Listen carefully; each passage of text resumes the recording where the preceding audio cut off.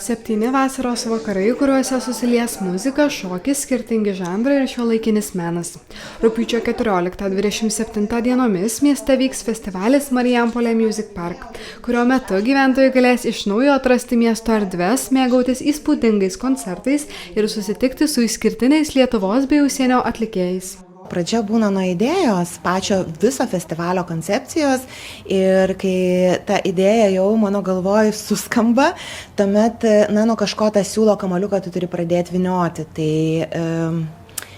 šiuo atveju pirmas buvo pasirinkimas mano, tai žinojau apie Krištolinių taurių programą Glass Duo iš Lenkijos ir iš karto susisiekiau su jais ir su Švento Kristoforo orkestru ir taip prasidėjo būtent festivalio visos programos dėliojimas. Nors festivalis organizuojamas jau 13 kartą iš eilės, šių metų koncertų ciklas išsiskiria nauja tema ir idėja.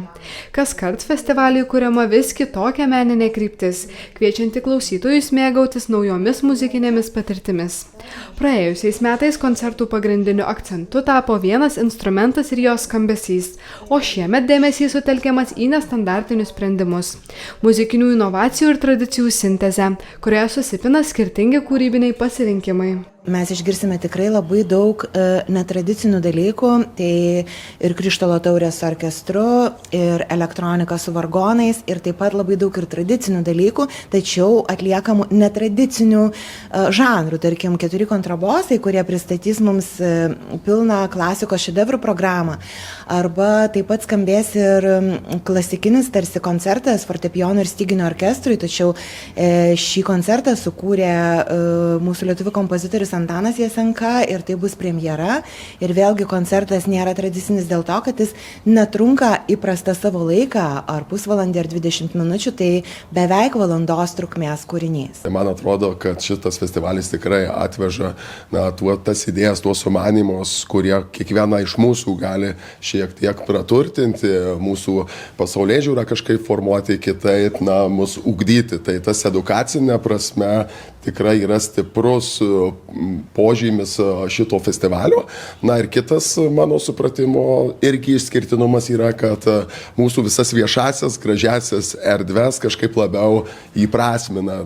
Tikrai festivalio koncertai vyksta įvairiausiose Marijampolės vietose, tai iš tikrųjų, man atrodo, tai yra irgi unikalu ganėtinai.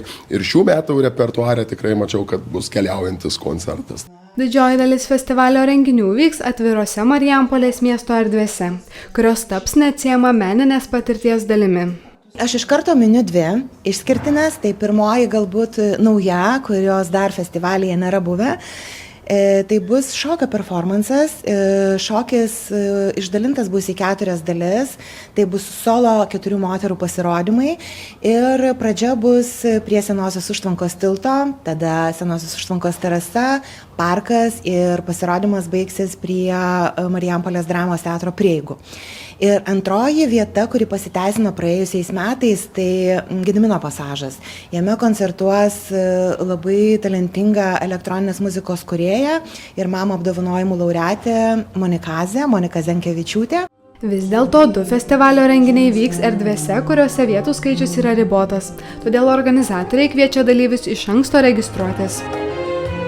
Registracijos reikėjo 21 dienos koncertą Marijampolės dramos teatre ir 27 dienos uždarimo koncertą Marijampolės kultūros centre. Tai kultūros centre uždarimo koncertą dar vakar žiūrėjau, bilietų tikrai yra, tad galima rezervuotis.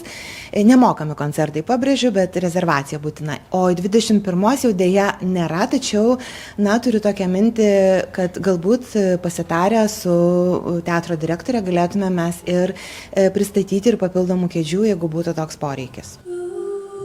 Šiais koncertais siekiama pritraukti įvairaus amžiaus lankytojus, o bendradarbiavimas su festivalio organizatoriais ir toliau bus tęsiamas, kuriant naujas kultūrinės patirtis ateityje.